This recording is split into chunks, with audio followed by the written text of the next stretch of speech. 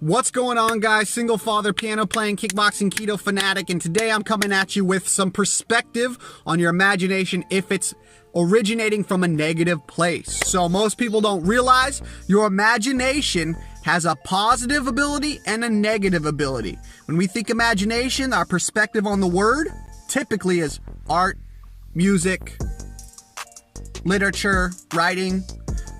Nobody talks about the negative sides to the imagination, okay?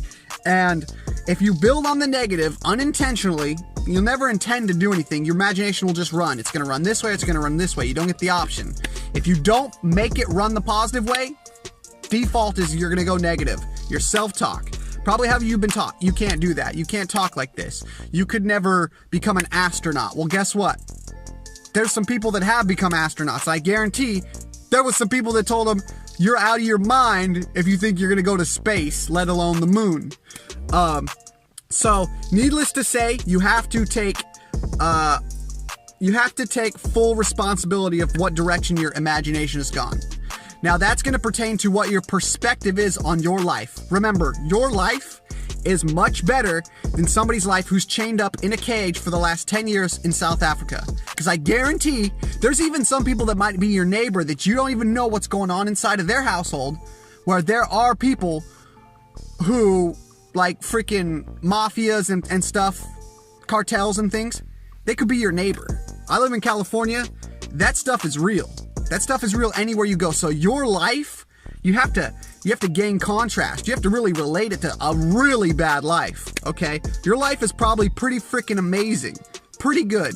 So take control of your imagination, take control of your perspective. A pro tip is going to be use positive verbal reinforcement, all right? So saying something, my life is good, my life is good. That's not going to work as good as, you know, my life is good because I have a house. My life is good because I'm alive.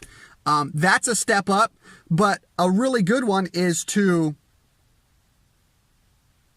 say similar things. Just find reasons similar to, like, I guess what I just did, but you'll feel good for the next 20 minutes and it'll wear off. That's my whole point, is it's gonna wear off because you've built a paradigm of depression, of negative thought patterns that you're not even conscious of. It was probably a lot to do with how you were talked to as a kid and then how you talk to yourself when you fail.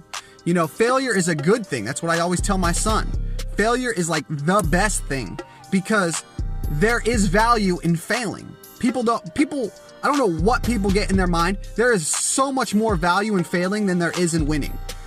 You know, winning is cool and it's great and that's the whole goal, but you know, it's similar to like something Bob Proctor said, is that goals are like, you want to get to the end of the book. You want to know what happens. Goals are like, you want to get to the end of the book because you want to know what happens, but at the same time, you're sad because you know it's going to be over. And that's a never-ending process. You just got to realize that's life. Life is growth and development. When we look for life on a different planet, it's not something that's decaying. It's something that's growing, that's changing, that's getting bigger, that's expanding and evolving. That's life. That's literally like what we look for.